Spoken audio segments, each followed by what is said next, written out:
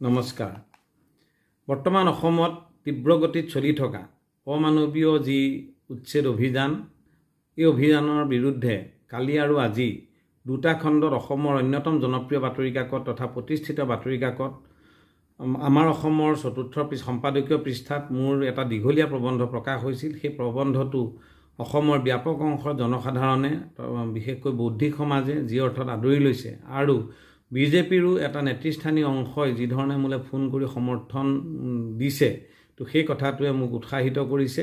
আৰু মই এই সমগ্ৰ লেখাটো যিসকলে বাতৰি কাকতত পোৱা নাই বা ফেচবুকতো পঢ়িব পৰা নাই, তেওঁলোকে মই শুনিব পৰাকৈ মই অডিঅ' ভিডিঅ' ছিষ্টেমত আপোনালোকলৈ দিব বিচাৰিছোঁ। স্বাধীনতাৰ অমৃতকালত উচ্ছেদৰ ৰাজনীতি আৰু জনতাৰ ভূমিৰ অধিকাৰ। বৰ্তমান অসম চৰকাৰৰ বুলডোজাৰ তীব্ৰ গতিত চলি আছে। য'তেই যেনেকৈ পাৰে আইনী বেআইনী সকলো ফালৰ পৰা মাটি উদ্ধাৰ কৰাৰ অভিযানত নামি পৰিছে। এই যে উদ্ধাৰ অভিযান বুলি কোৱা হৈছে, কাৰ বাবে আৰু কাক উচ্ছেদ কৰিছে সেইটো অতি প্ৰয়োজনীয় বিষয়। প্ৰথমে অৰ্থাৎ কংগ্ৰেছ চৰকাৰৰ দিনত বনাঞ্চলৰ ভূমি উদ্ধাৰৰ নামত উচ্ছেদ হৈছিল আৰু এতিয়া বিজেপি চৰকাৰৰ দিনত প্ৰধানতঃ মিয়া লোকক 3টা স্থানৰ পৰা উচ্ছেদ কৰি ভূমিবোৰ উদ্ধাৰ কৰা বুলি কৈছে। এই ভূমিৰ ম্যাদী পট্টা হ'লেও যদি বনাঞ্চলৰ কাষত বসবাস কৰিছে, তেতিয়াহ'লে উচ্ছেদ কৰি সেই ভূমি বনাঞ্চলৰ বাবে বুলি দেখুৱাইছে। কাজিৰঙা কাষৰ দেওচুৰচাং বা বান্দৰডুবি অঞ্চল। দ্বিতীয়তে, সত্ৰৰ ভূমি যদি দখল কৰি আছে, তেতিয়াহ'লে মানুহৰ ধৰ্মীয় আৱেগক লৈ উচ্ছেদ কৰা হৈছে। আৰু তৃতীয়তে, চৰকাৰী ভূমিৰ পৰা উচ্ছেদ কৰি সেই ভূমি চৰকাৰে নিজৰ অধীনলৈ নিছে। এই ক্ষেত্ৰত চৰকাৰে ব্যাপক হাৰত অবৈধ দখলকাৰী শব্দটো ব্যৱহাৰ কৰিছে আৰু সেইসকলক বাংলাদেশী বুলি প্ৰচাৰ চলাই অসমৰ থলুৱা তথা খিলঞ্জীয়া মানুহৰ সমৰ্থন আদায় কৰিবলৈ যত্ন কৰিছে।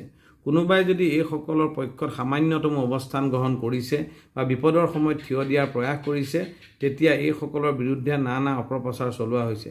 কিন্তু ইয়াৰ মাজতে উত্তৰ লখিমপুৰ জিলাৰ ধোঁৱাখোৱা অঞ্চলত প্ৰশাসনে যি 12টা আহোম পৰিয়ালক উচ্ছেদৰ নামত বাঁহ কাঠ কটাৰ লগতে শালি কঠীয়াত বুলডোজাৰ চলালে, সেই ঘটনাই চৰকাৰৰ উচ্ছেদৰ যি অমানৱীয় ৰূপ তাক স্পষ্ট ৰূপত প্ৰতিফলিত কৰিছে।